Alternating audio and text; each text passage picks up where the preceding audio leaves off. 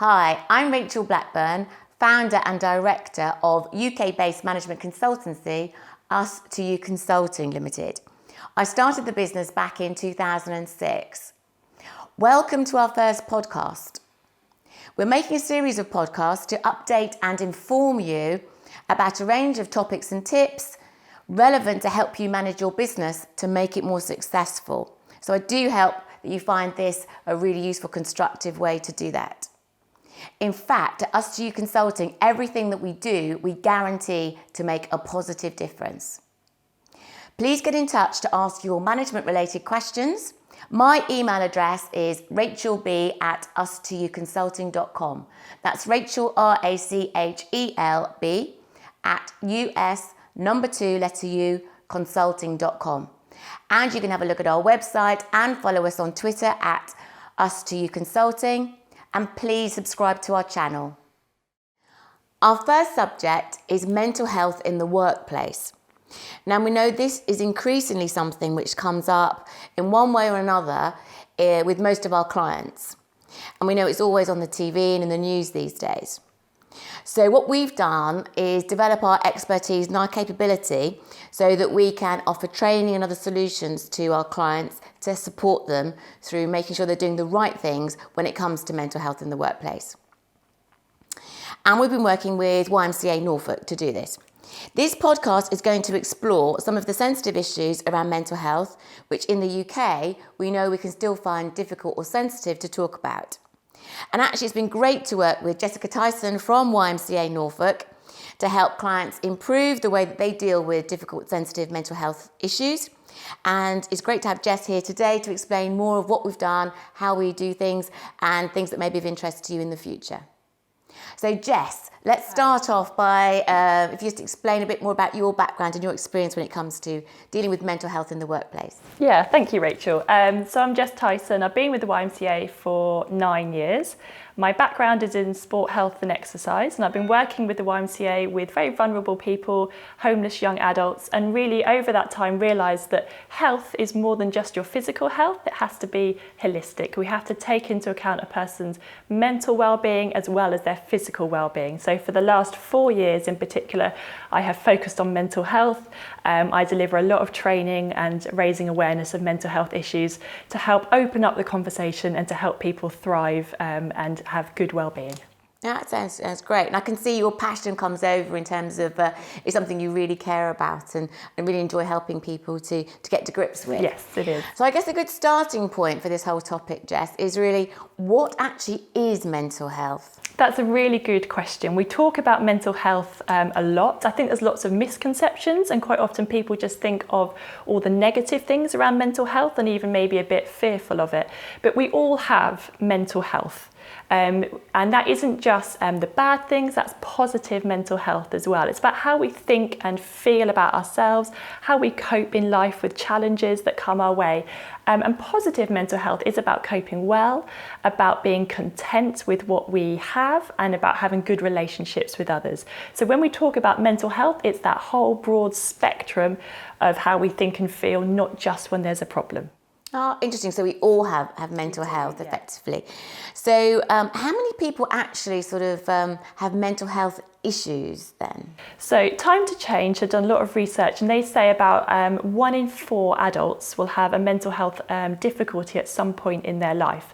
And when we look at the working population, so adults in employment, that is 1 in 6 adults will have an issue at some point. Oh, so it's really quite a high number of people. It's really common. It's much more common than we think. So if it's not yourself that's had a difficulty, it will be someone that you know or someone that you work with. Yeah. Yeah. So no, that's a sort of quite some interesting stats there, Jess. So we know that different issues in people's lives can impact on their mental health. If we focus now in the workplace, what's the role that the workplace has in terms of trying to help people and support people through mental health issues? Yep, so an adult in full-time employment will spend about 70% of their week in employment, 70% of their life at the workplace. So it's really key that that is a an environment where they can have good mental health, where they can talk about any mental health issues.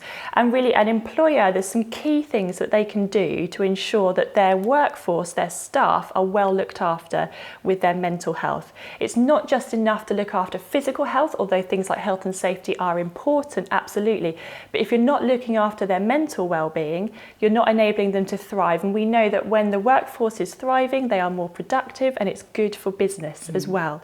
So if you're a business out there and you're thinking, what does that look like for us? How can we look after our staff better in terms of their mental health?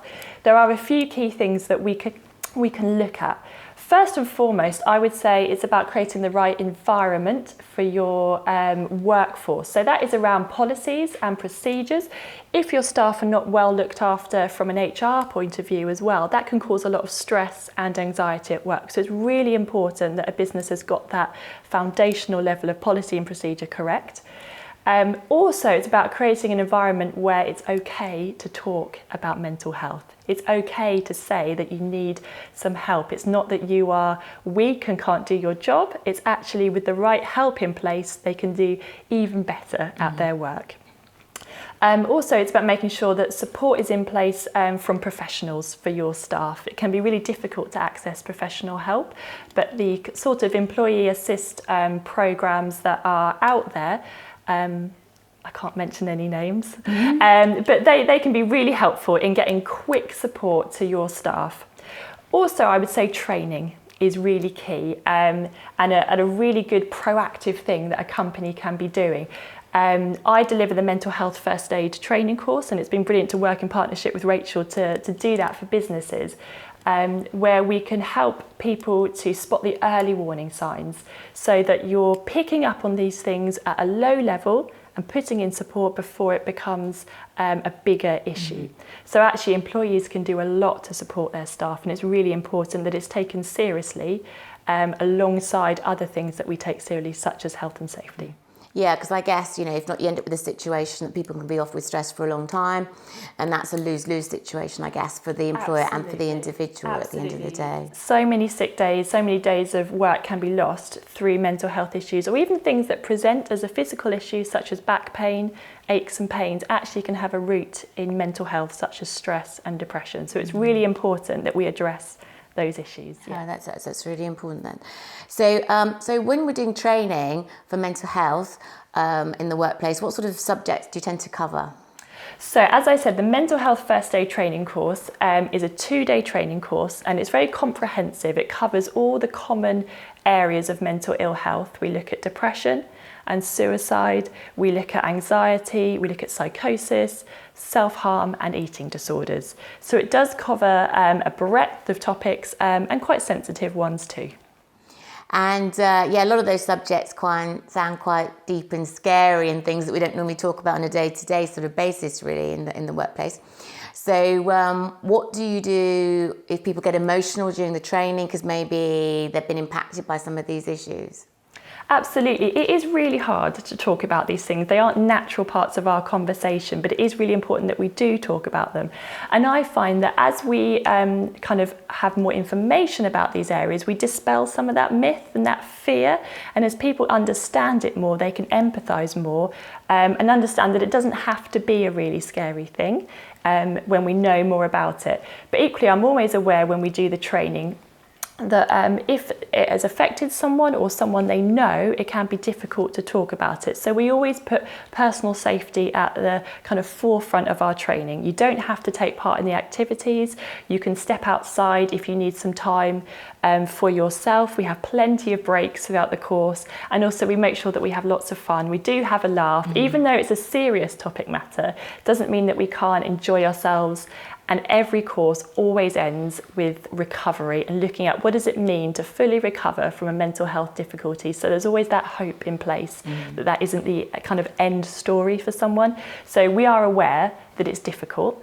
We do have to talk about it though, and we make sure that we look after everyone that comes on our course. Yeah, that sounds really reassuring. And you mentioned things such as suicide there.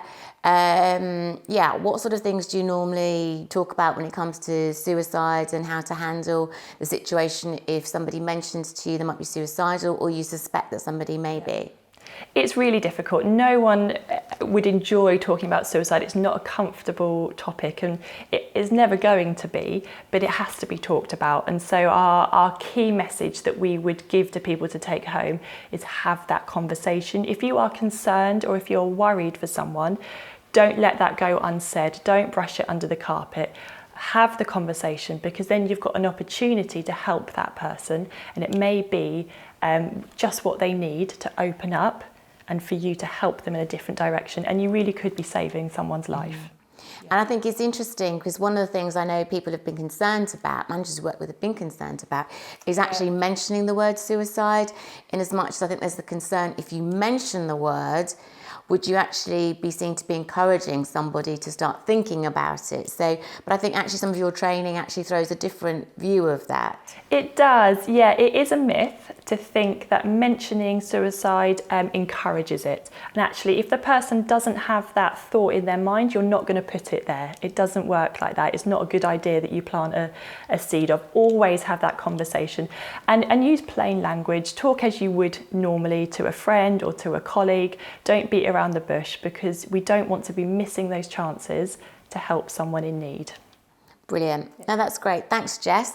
And so we hope you found our first podcast really interesting and informative, and you've learned maybe some things which impact on you and your business. If you'd like to find out some more about how we can work together to help you with your different mental health strategies in your workplace, then please do get in touch.